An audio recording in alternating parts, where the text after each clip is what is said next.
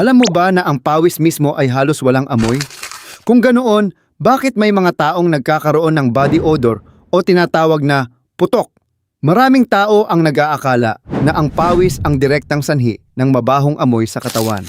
Pero ang totoo, mas komplikado pa rito ang paliwanag. Ang ating katawan ay may dalawang pangunahing uri ng sweat glands o glandulang gumagawa ng pawis. Una ay ang eccrine glands na matatagpuan sa halos buong katawan. Ang pawis mula rito ay karaniwang tubig at asin lamang kaya wala itong amoy. Ngunit mayroon ding apocrine glands na matatagpuan sa kilikili, singit at iba pang bahagi ng katawan. Kapag naglabas ng pawis ang mga glandulang ito, naglalaman ito ng mga protina at taba. Dito nagsisimula ang kwento. Sa ating balat ay may milyon-milyong bakterya. Normal lamang ang mga ito at bahagi ng ating katawan. Kapag pinagpiestahan ng bakterya ang protina at taba mula sa pawis, gumagawa sila ng mga kemikal na nagdudulot ng hindi kanais-nais na amoy. Ito ang tunay na dahilan ng body odor. Pero bakit ang ibang tao ay mas mabaho kaysa sa iba?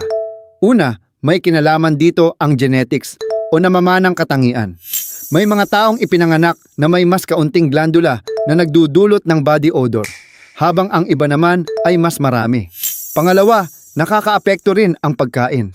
Ang sobrang pagkain ng bawang, sibuyas, maaanghang na pagkain, at ilang uri ng pampalasa ay maaaring magdulot ng mas matapang na amoy sa katawan.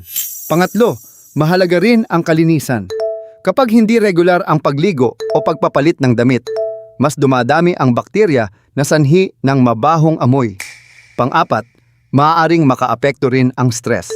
Kapag tayo ay kinakabahan o na-stress, mas aktibo ang apocrine glands, kaya mas tumitindi ang posibilidad ng body odor.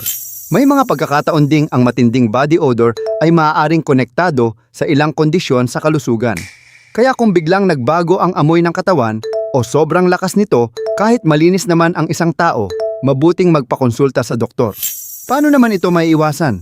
Regular na pagligo, paggamit ng deodorant o antiperspirant, pagsusuot ng malinis na damit, at pagpapanatiling tuyo ang kilikili ang ilan sa pinakamabisang paraan. Tandaan, ang pagkakaroon ng body odor ay hindi nangangahulugang marumi ang isang tao.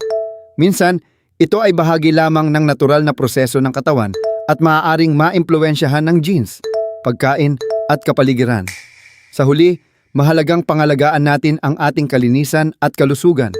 Ang kaalaman ay nagbibigay ng kumpiyansa at ang wastong pangangalaga sa sarili ay isang paraan ng pagpapakita ng respeto sa ating katawan.